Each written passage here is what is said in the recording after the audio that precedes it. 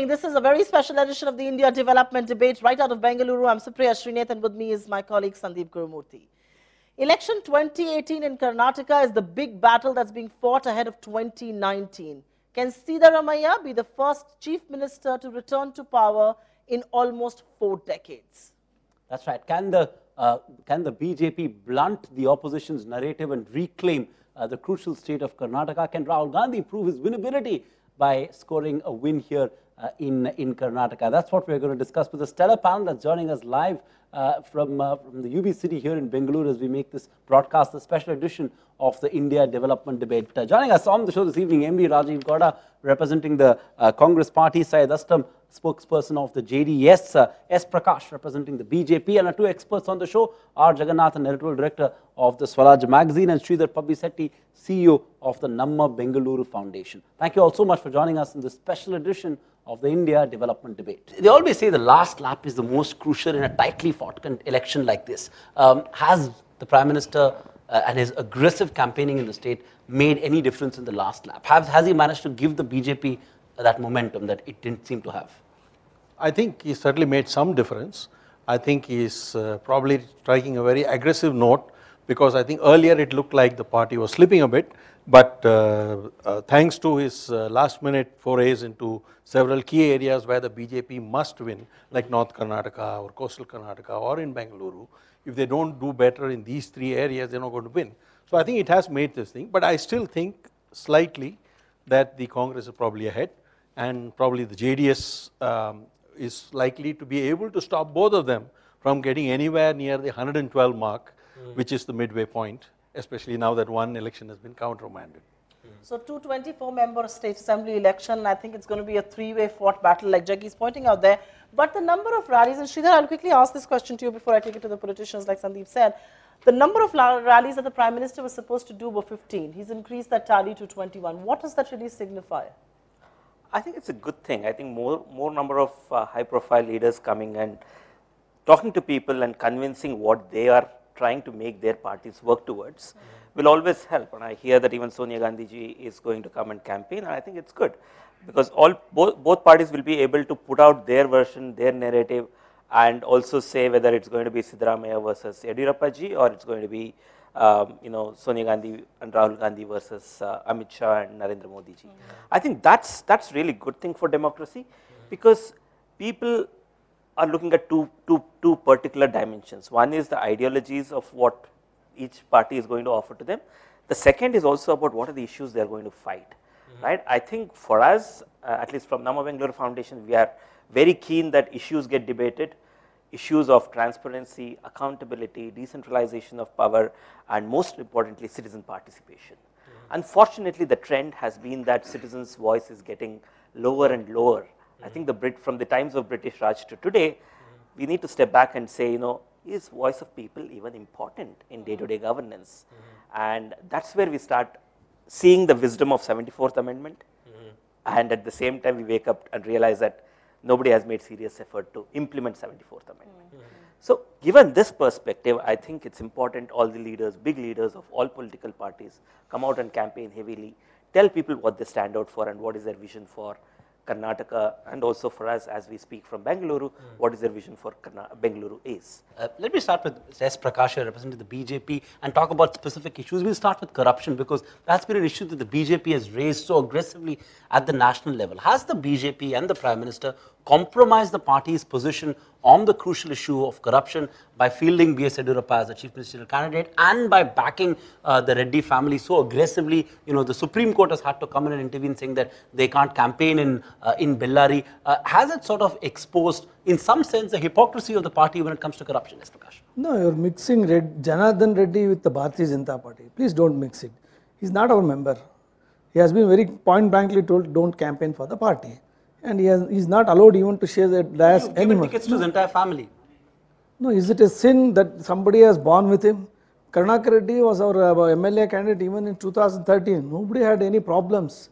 Mr. Ramulu was our MP from 2014. None had any problem. Somsekhar Reddy is with the party for the last 20 years. And if the corruption plank is taken, there are many ministers in the present Congress government facing corruption charges. murder charges, abetment to suicide charges.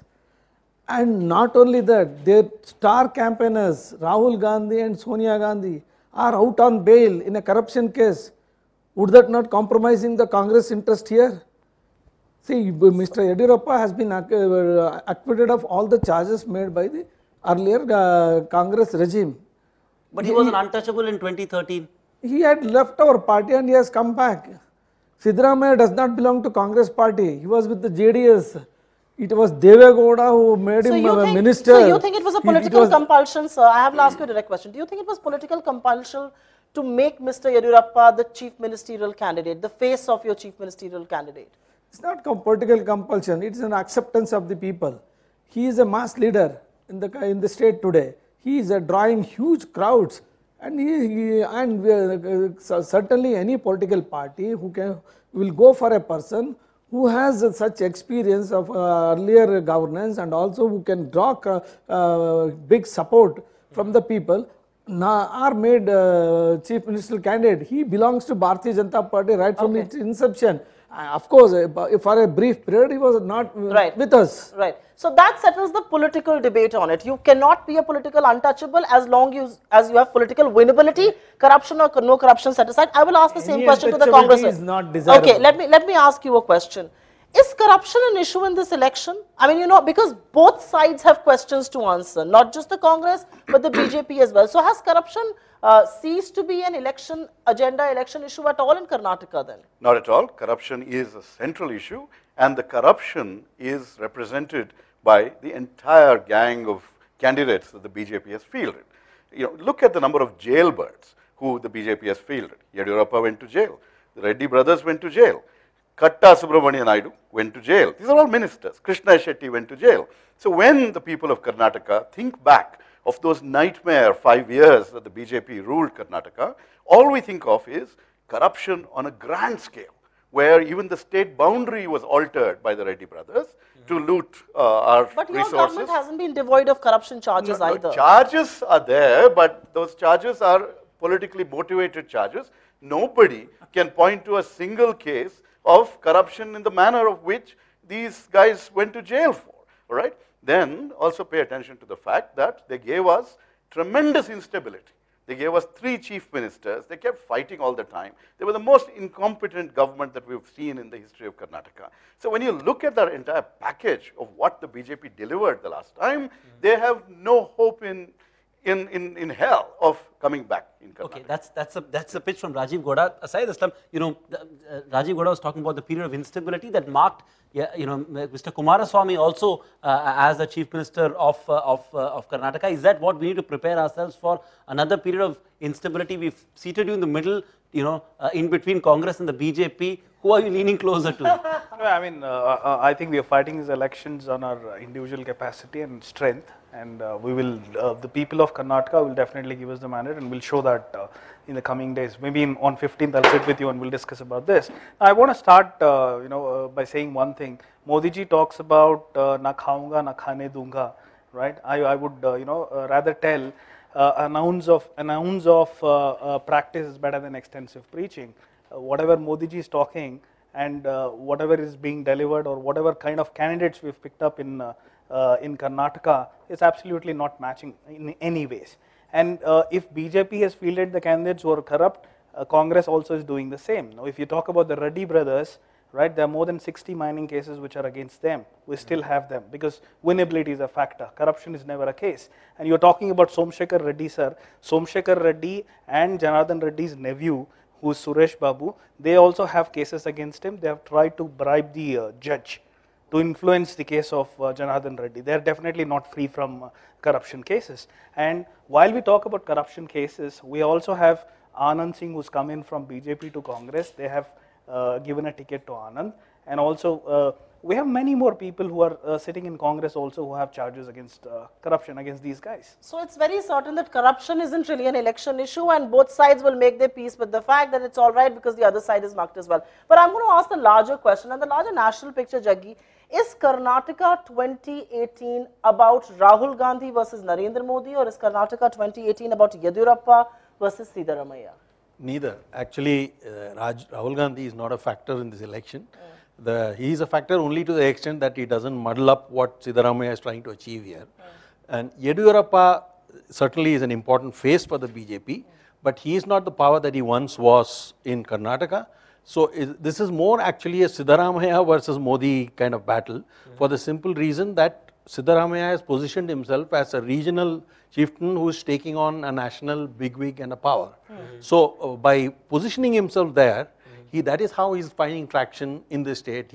All his things are state issues, the state flag, Lingayat issue, then the what do you call the other language issue, anti-Hindi, all north-south things. All of these are the things he has raised. So he is the one who set the agenda. Say, look, I am battling big Modi. So vote for me. So I think. Do you agree with Jaggi there that it's not a Rahul Gandhi versus Modi, it's not a Siddaramaiah versus Yediyurappa, it's Siddaramaiah versus Modi. That's Jaggi's assessment. It's Congress versus BJP. The entire Congress team, national and state, led here by Siddaramaiah, and the tremendous track record of governance that he has delivered, the kinds of welfare programs that have made. But Rahul Gandhi is not a factor. Why are you putting words? No, Jaggi is saying that. Do you agree with him? I totally disagree with Jaggi on a continuous basis. So this is one more instance. The editor should have some perception also. But basically the point is that fundamentally, Rahul Gandhi, I have traveled with him across the state, and we've seen the kind of warmth and affection that the people have, have given. Even in the hotbed of Hindutva, the coast, you should have seen the turnout when Rahul Gandhi went there, because already the people of that region rejected the Hindutva forces in 2013, and they were poised to do that once again, as we could see there.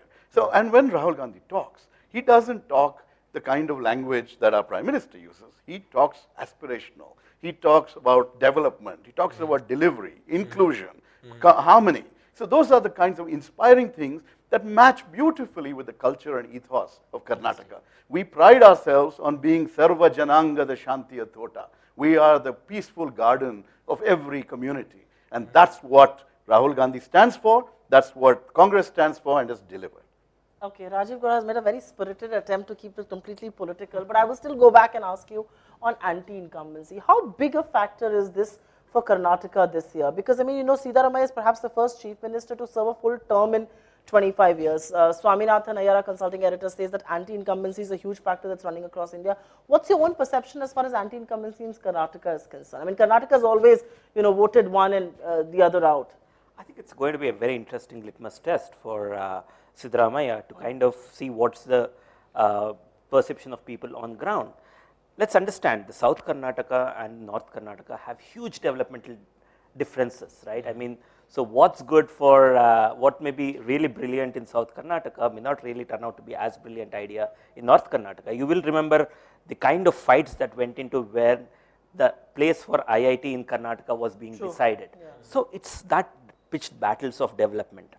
And so if Siddaramaiah's programs of all the Bhagyas have been delivered to the last mile in every village and every taluk and every district, is going to be tested really, really hard this time. Let me remind you that there are also governance measures and changes that are supposed to have been done. Some great programs like Sakala have now been almost pygmified, right? So it's important to see how these particular governance measures are accepted by people. And I think there's been a lot of rhetoric that has happened between political parties. And it will be very interesting to see if people are disenchanted with the over rhetoric and running away from issues. So I would want to look out and watch and say, how much of the voting on May 12th will be on issues and how much of it will be on rhetoric, and we might be in for big surprises. Okay. And what's important for us to understand is that over the last 15 years, all three political parties have had their say in the governance of this state. And people will be very keenly watching what they are saying, but at the same time, they'll remember what they have delivered. Okay. I think I'm really happy that, an all-out battle is happening, and that's what democracy is designed for. That's the beauty of democracy. Yes, Prakash, I want you to direct to a point made by Jaggi on this Karnataka pride. And the feeling that one gets is Siddaramaiah is a leader who's fighting for Karnataka pride, and he's sort of, making this whole pitch of sub-nationalism at a time when the BJP is sort of, champion nationalist politics in some sense, to its success, to its credit. And there's this contrast. Siddaramaiah on the one hand, talking about Karnataka flag, Karnataka pride, bringing up regional language, issues, whereas the BJP is sort of caught in a bind because on the one hand, nationally, it wants to sort of, this Hindi imposition. These are issues that are sensitive in a state like Karnataka. Would you agree that that is an electoral issue? The first metro was run in Bangalore when UPA was in power. Then the Hindi 3 language was used on all the metro stations. It was not the BJP government which used it. We were not in power for the last 50 years, spreading Hindi across India. Hindi Day, Hindi Divas, who started it? Is that the BJP? It is easy to put the accusation on a party which is currently ruling. It was Sadananda Gowda who brought up the Kannada flag issue first. But there were some legal hassles, so he could not pursue it. 4.5 years, Mr. Siddaramaiah keeps quiet. When the ground reality speaks that he may not continue in the power, suddenly invokes the regional pride. As a national, part of a national party, but invoking a regional pride on language, on flag, Lingayat issue, of subsidies to the backward classes, in everything he starts dividing the state. He went to the extent of saying Narendra Modi and Yogi Adityanath are North Indian imports. Is that the narrative where Chief Minister should set in? If he has delivered the goods, if he has delivered his promises in the last 5 years, he should have fought on the achievements of his past 5 years. Where is it? But do you believe he just forced the Prime Minister to talk in Kannada? Do you believe he, by this making this pitch, has he forced the Prime Minister to talk in Kannada? He's addressed people in Kannada using translators across political rallies. Madam, this is my 10th election. I am working as a media coordinator for the party. Then Vajpayee also used to start the speech in Kannada. Today, Narendra Modi is also starting his speech in Kannada. Why forget about these two? Their own leaders, Sonia Gandhi, Rahul Gandhi or Indira Gandhi also were starting, they used to start the speech, the first 2-3 sentences in Kannada. There's no big deal about it all. But what I am saying here is, these issues, why are they not discussing about their own manifesto? Do you remember they have released a manifesto? A district manifesto has been released and the state manifesto. Kannada pride they speak. Kannada Asmita he talks about. Do you know the Kannada manifesto of the Congress party contained 1000 Kannada mistakes, grammar mistakes, every mistake was in it. Google translation was made. And is that not an insult to the language? Did they apologize? These fake and pseudo Kannada pride people have understood. You're calling it fake and pseudo Kannada pride. Yeah. But I'm going to move the election. You move this debate away from Kannada pride and the language to money. The Congress party, many believe, is not just fighting a very well-oiled, politically ruthless machinery of Amit Shah and Narendra Modi, you're also starved of funds. Is that true? No, it's a question of what level you want to pitch an election campaign at. Okay, when you see the kind of... You're up against a very well-oiled political election campaign. So you might want to ask where this party gets its resources from to buy... Do you have enough resources? We have enough and more resources to run a campaign in the way a campaign should be. And more than that, we also have a track record where we've already touched the minds and hearts of the people. So we don't have to spend so much money with the kinds of illegal ads that the BJP has been foisting on the people of Karnataka, which are violative of the Model Code of Conduct, which are violative of the Indian Penal Code, which are full of falsehoods, of the flood of falsehoods that have emanated from the BJP and its top leadership. I mean, the people of Karnataka are not into lies. When we talk about Basavanna, the first thing he says is, don't talk lies, don't tell lies, don't kill, don't trouble others, and that's exactly what the BJP does. And so people are just going to reject them. Okay, you're saying money is not a factor. A quick rebuttal from you. Right, I think both the national parties are quite resourceful, and they've been using the money in all the incorrect ways. When we are talking about corruption, do you think that these national parties don't have the money? We have the Reddy brothers. We have the Reddy brothers with the BJP, and Congress party is equally resourceful. I think we are fighting the elections. We are doing honest. We are trying to this time. Hang on. So this time JDS is fighting the battle on a slogan called Kumara Parva. We are fighting these elections on a pro-development agenda, right? We are we are not into creating communal rift like you know, the BJP is trying to do, and nor the appeasement which Congress is trying to do. We are fighting these elections only on development agenda. Okay, that's the beauty, you know, Jaggi. Now every party, every politician today says you're fighting on development, yet they do everything but development. Caste being another issue, the move on Lingayat that Siddaramaiah made just ahead of the election, considering that 1/6 of the electorate comprised of Lingayats and that Yediyurappa is seen as a prominent Lingayat leader, how significant is that going to be? Is it going to be seen as a masterstroke, or are people going to see through the political opportunism, if at all? In fact, the latest reports I get is that the Congress is trying to backtrack and they feel they made a blunder, and that it is not delivering the kind of vote, and many Lingayats feel that this was a manipulative effort right on the brink of the election. So if this needed to be done, it could have been done 3 years ago, and the government could have seen it through. It could have chased the deal with the center on getting it done and all that. So people see it as a cynical move. So I don't think it is paying off, though some Lingayat mutts, especially the certain non-Veerashaiva types, have backed this move. But essentially all the Lingayats are not really going around. But one thing, Lingayats may not be that big a size as we presume it. You said 1/6. I don't think they are 1/6. I think the largest single communities are the SC, ST and Muslims, which are very minorities, and these come after that. So I think the numbers are, and in fact Siddaramaiah did caste census, and he's got quite different results on what it's presumed to be. Okay. You know, caste is such an ugly issue in Indian politics. You have Siddaramaiah who talks about Lingayats, and then you have the Prime Minister go to London and garland the statue of Lingayat. But you know, that's caste, and that's the political reality. I want to ask on JDS, and many people believe this way or that, JDS could end up being the kingmaker. You got 28 odd seats in 2008, 40 seats in 2013. What sort of a role are you envisaging for yourself? Because people are already talking about you leaning towards the BJP.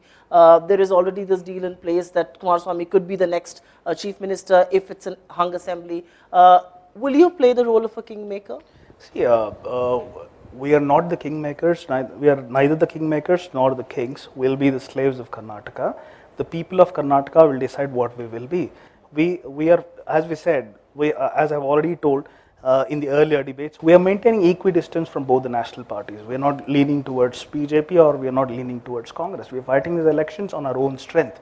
The people of Karnataka are with us. We are pro-farmer, we are pro-poor, we are pro-Kannada, and the kind of the crowds which you see in the Kumaraswamy's rallies and gatherings, and I'm sorry to say that even Modi ji doesn't get that. The crowds are swelling day by day. Okay, right? I can see Prakash smirking there, but Sridhar, you know, I know opinion polls and most of them indicate a hung assembly, but traditionally, at least over the last few years, you're seeing a pattern where people vote conclusively in favor of one party, and even Karnataka, for example, in the last 15 elections, I think 85% of them, we've seen a clear verdict in favor of one party. Are sort of polls getting it wrong? Do you see the likelihood of either way, whether it is you know, either of the two national parties? Is it likely to be a more decisive verdict in favor of one or the other and not a hung assembly? I think the Karnataka elections will be a very decisive verdict, because the 2020 experiment that was done long ago did not give a great enough experience for everybody in. So I think everybody is watching what the narrative is developing, and I think that also explains why now all of a sudden all the heavyweights are here. So I think the mandate will be very decisive.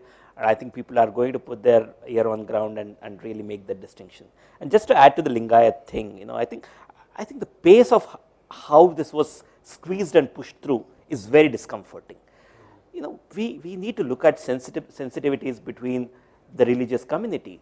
And today, as we speak, I think there are Veerashaiva Mathadipatis who are going on a silent door-to-door, village-to-village kind of march and trying to see how to set this thing right and ask for a more mature voting to happen. So I think this kind of polarization should have been done much more intelligently, and I think it's unfortunate that we are seeing through this. Unintelligent polarization is what you're being accused of. See, this is a long-standing demand of the Lingayat community. This, you know, Mr. Yediyurappa himself in 2013 had written to the UPA government, but he had not followed the procedures.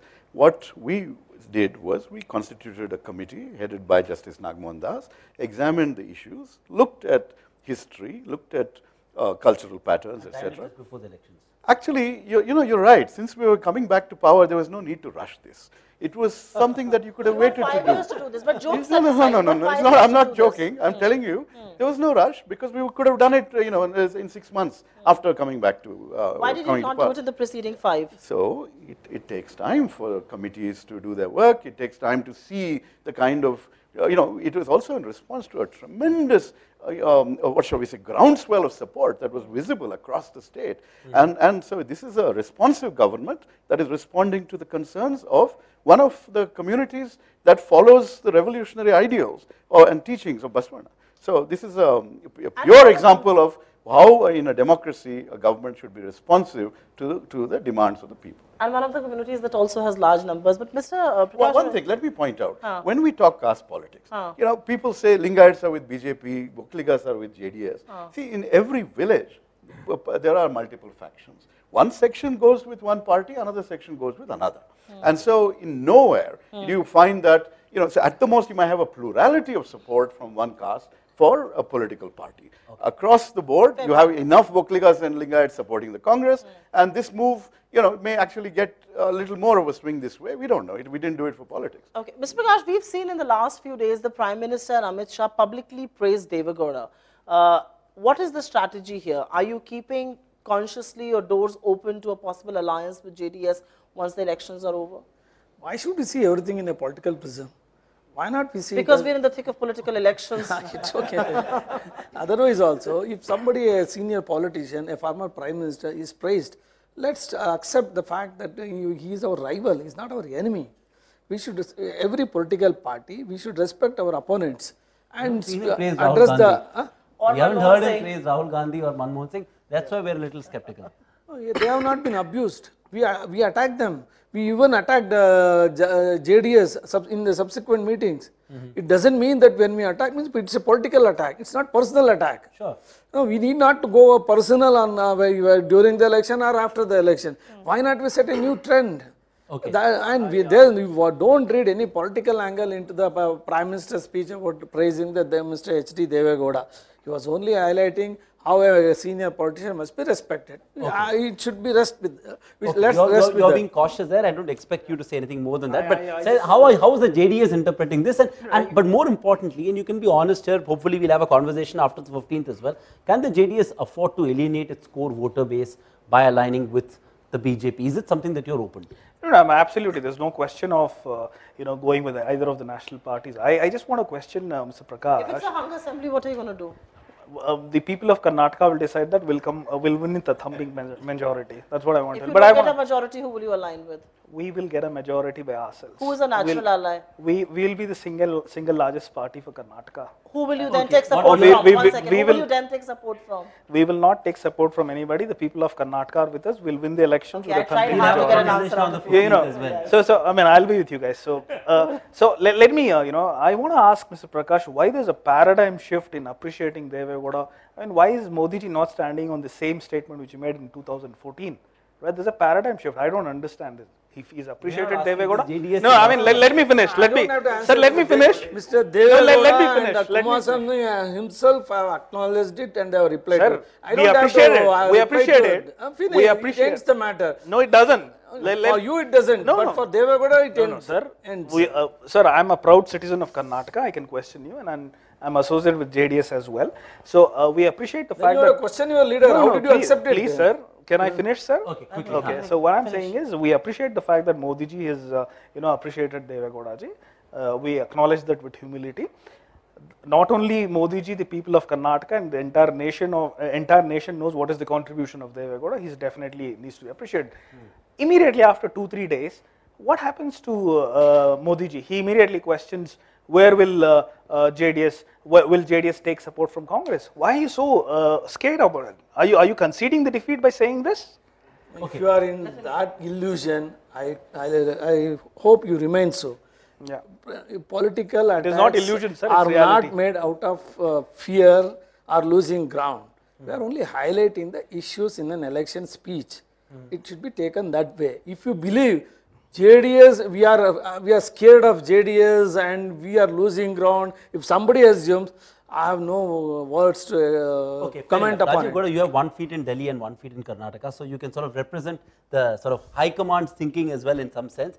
Can you rule out an alliance with JDS? In any case, if Siddaramaiah is the face, I can't envisage a situation where Devagowda and Kumaraswamy are going to back Siddaramaiah as a chief minister. See, you're already seeing the polls giving us a lead over other parties. Marginally. No. Actually, that's because you're looking just at party voting intentions or something like that. When you actually look at constituency by constituency, you discover very clearly that Congress is going to easily make a majority, and the BJP doesn't have candidates in 10 districts of the state. They will get 0 seats. JDS is confined to the Kaveri belt. So basically we are this party that really has a pan-Karnataka strength, base, and an ability to actually win a large number of seats. So this is not an issue that really matters to us at this point.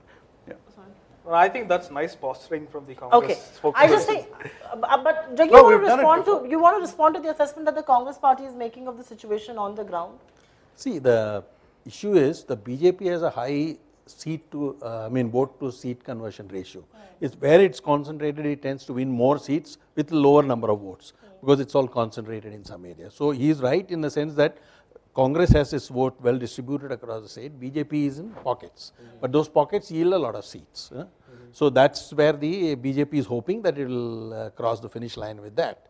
But to come back to the JDS point, I think if neither of them manage to cross 100 seats, I think there is a very strong possibility that JDS will be the chief minister because both parties have a vested interest in seeing that the other party is out of power. So that is where I expect that JDS could do this thing because both parties will want to see the other one out of power. That's very simple. Sridhar, you want to comment on that? Is in that sense, are they going to play that crucial role because both would want to see them out of power, each other? I think I remember something that Pramod Mahajan probably told in China of saying that we are the single largest party and we are sitting in the opposition many years ago. In Parliament.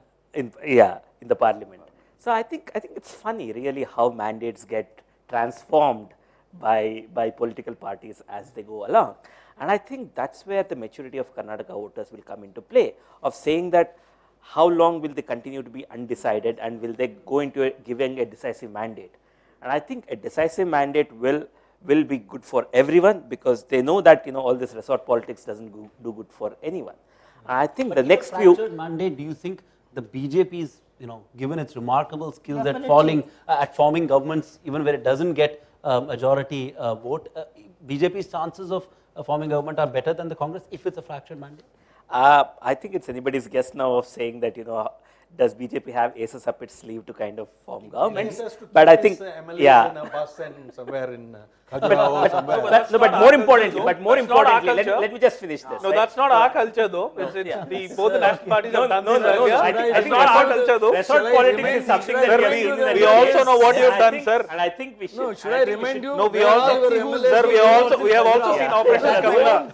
We have also seen Operations Kamala, sir. We have also seen Operations Kamala in Karnataka. No, one quick point here. Raju sir told that we have a presence only in Kaveri belt. We definitely have the presence in North Karnataka. Since he's spoken about, we have pan-Karnataka presence. I want to bring in the Kalasa Bandori agitation which we have for the Mahadayi. And both of us, I'm sitting in the center, towards my right we have Congress and towards my left we have BJP. Let's talk about Mahadayi, sir. You've been in power for more than 4.5 years. It's going to be 5 years now. The BJP is in power in Goa and Maharashtra. What have you done for the Mahadayi issue? The farmers are suffering there. We've been doing agitation for more than 1,000 days now. Why are we not talking about it? I'm going to take your question to both of them. Are you going to make your position clear on this issue? No, the Prime Minister himself have made the issue very clear. And Amit Shah, our national president, has said once we come to power, within 6 months of time, we will resolve this issue. Power where, sir? You are in power in Goa and Maharashtra. What else do you need? Let me just the Congress reaction. Karnataka, sir. That's an example of false election promises that the jumlas that Amit Shah and Prime Minister Modi indulge in. They have, this issue, Karnataka is unanimous when it comes to water, land, language, etc.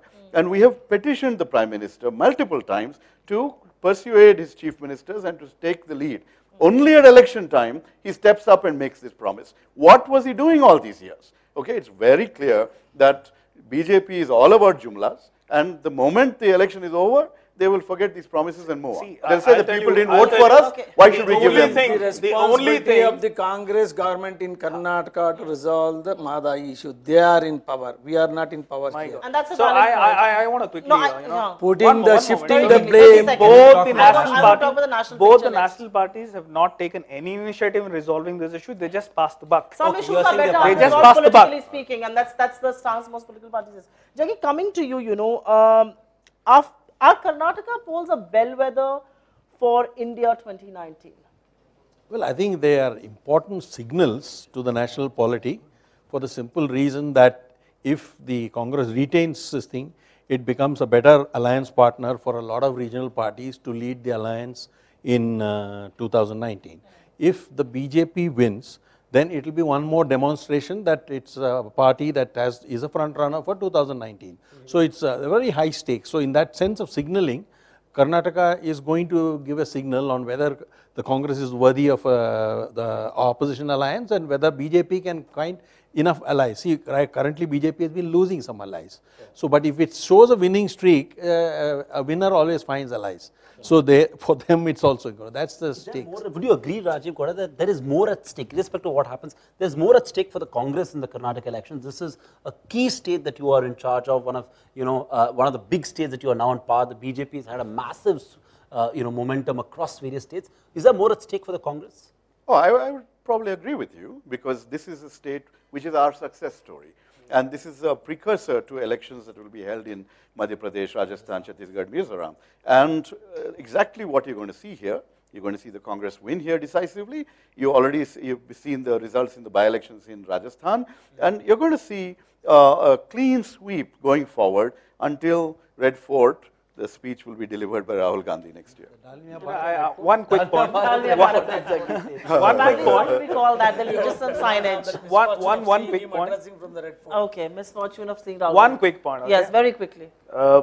From Karnataka, we will emerge as the strongest regional force. We'll set the tone for 2019 elections. Okay. Let me make it very So categorical. let me ask you, will this result in Karnataka determine the political momentum in 2019? I largely asked the same question to Jaggi, but will this determine the momentum? Who has the momentum eventually?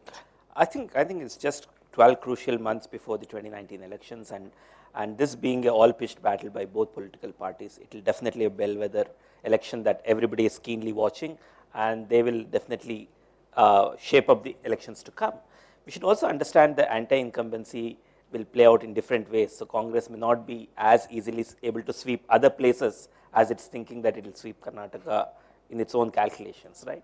So it's a mix, and I think Karnataka will be the litmus test for all political parties. But will this set the political narrative? And Mr. Prakash, let me ask you this question. Will Karnataka, whether you win or lose or whoever comes to power, will this determine the political narrative going into Madhya Pradesh and Rajasthan, two very important state assembly elections, where in the by-polls of the Lok Sabha, you haven't done well. And both states continue to be extremely important, the Hindi heartland. No, we lost in 2013 Karnataka miserably.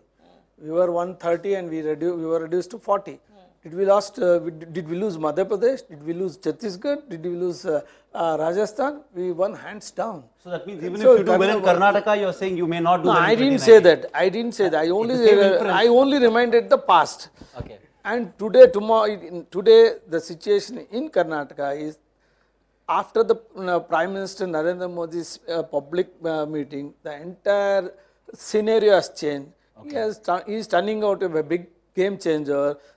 The panicness of Congress can be visible.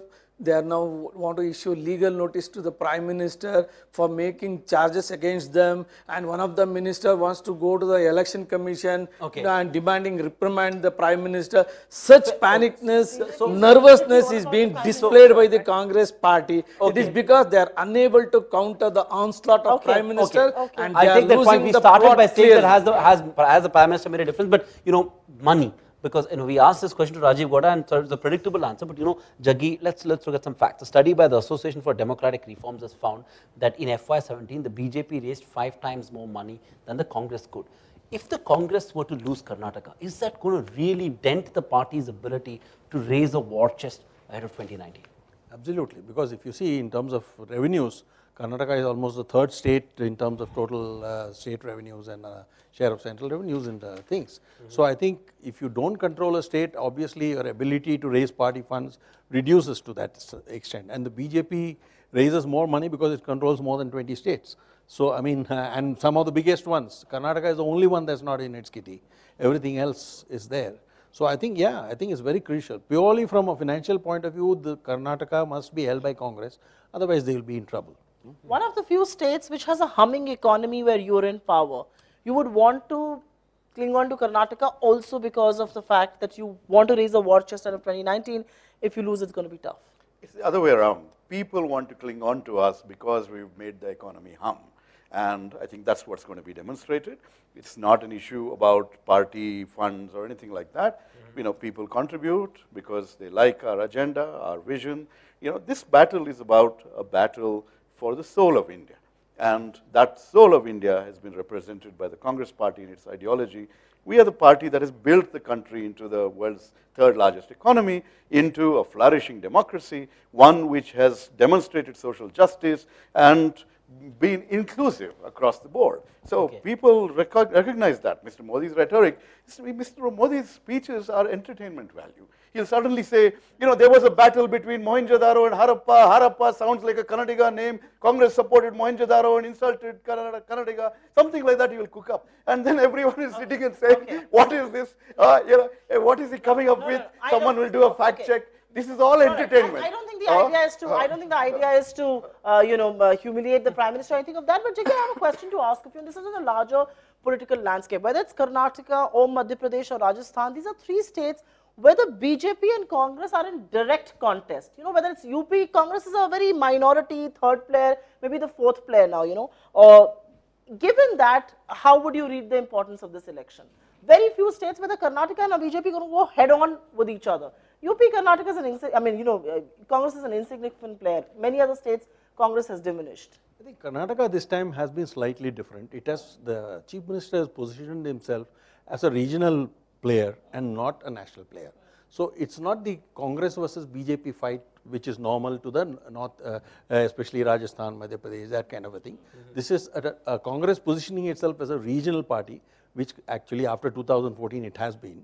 Relative to the BJP, and I think that is what is the strength of the Congress. I think for the first time a satrap is deciding what should be the policy and how we should win the election. It is not the national party saying anything. So I think this is an important signal for all political parties that if you want to take on Modi, you need to articulate regional visions far more than just national vision. And I think I would also say that this time JDS also is part of that regional vision. No, so we will maintain the exclusivity of being a regional force. Till the 15th of Yes.